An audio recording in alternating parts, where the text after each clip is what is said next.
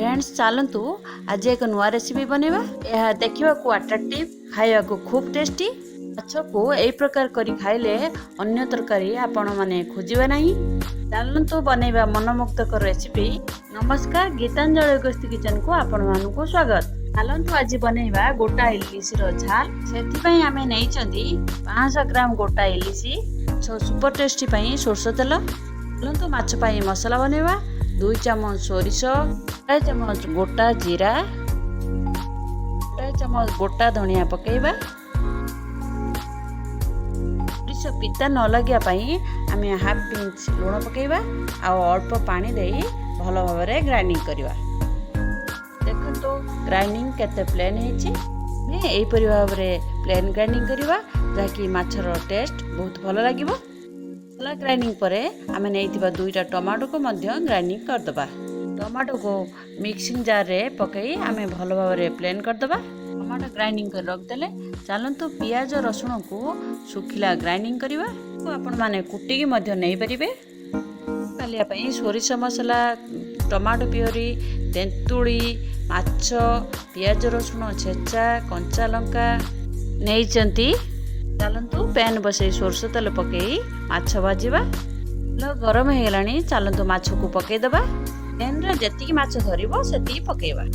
आमे अल्प तेल रे माछ को भाजी झाल करबा। माछर गोटे साइड हो गलानी। चलतु आर साइड को लेउटाई दबा। दुई साइड को भलो भाबरे भाजी आमे प्लेट को काढी दबा। कंचा रखथिबा माछ को भाजिया परे आमे झाल आरंभ करबा। एही पैन रे 2 चम्मच तेल पकेबा। इलिश माछ टेस्टी लगिया पे हाफ चम्मच कला जीरा पकेबा। कला जीरा इलिश माछर टेस्ट को 100 गुण बढ़ाई थाए। कच्चा लंका चिरिकी पकेले मध्य बहुत टेस्ट लागि थाए।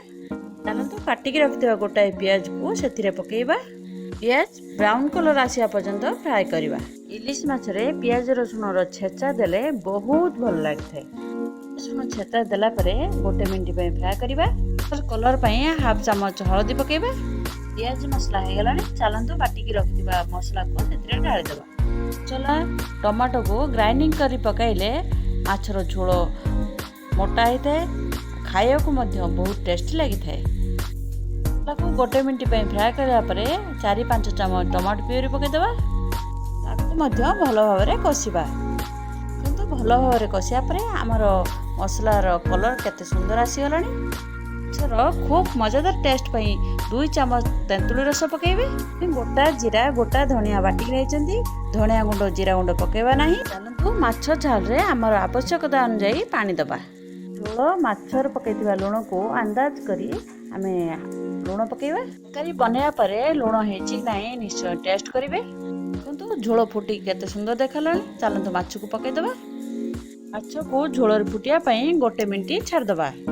माछ झोलर फुटी केते सुंदर देखा गलानी। चलतु सेतिरे हाफ चम्मच सोरस तेल पकेबा। धनिया पत्र पकेबा। ओलेबार 5 मिनिट पूर्व कंचा सोरस तेल पकेले इलिश माछर टेस्ट यूनिक लागि थाए।